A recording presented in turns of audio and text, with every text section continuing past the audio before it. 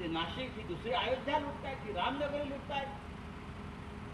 ज्याने अयोध्येतल्या रामाला सोडलं नाही ते हे पंचवटीतल्या रामाला काय सोडणार. या सगळ्यांना आता आपण सोडायचं नाही. त्यासाठी एक प्रचंड मोर्चा आपण काढलेला आहे. मोर्चा काढून आपण थांबायचं नाहीये. आता प्रत्येक नगरसेवकाच्या घरापर्यंत आम्ही जाऊ, महापौराला घेराव घालू.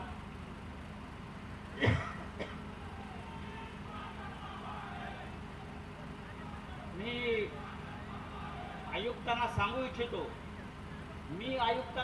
इच्छितो महानगरपालिकेमध्ये आमचे 15 वाघ आहेत केशवच्या नेतृत्वाखाली, केशव प्रोफेसर. आमचं म्हणणं तुम्हाला ऐकावं लागेल. नाशिककरांच्या बाबतीत, रस्त्याच्या बाबतीत, विकासाच्या बाबतीत जर ऐकलं नाहीत आणि मनमानी केली तर हे गेट तोडून आम्ही आतमध्ये येऊ. आणि अशा प्रकारची गेट तोडून आज घुसण्याचा अनुभव मला सगळ्यात जास्त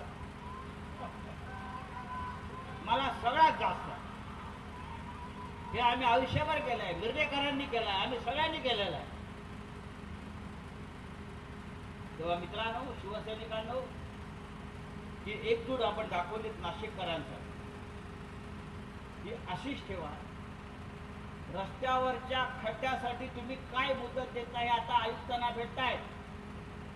केशव कोर्ये जाऊन आता आयुक्तांना भेटणार आहेत निवेदन घेऊन. ताई आपण पण जात आहे, साधनपुरी ताई आपण सगळे जात आहे. आम्हाला तुम्ही मुदत द्या. प्रथमेश आहे, सगळे आहेत, आपण सर्व नगरसेवक जात आहेत. नाशिकचे खड्डे कधी बुजवताय याची कालमर्यादा आम्हाला द्या. आणि ते सुद्धा हवेतले शब्द नको आहेत, आम्हाला कालमर्यादा द्या. आणि त्यानंतर जर खड्डे बुजले नाहीत तर तुम्ही आहात आणि आम्ही आहोत.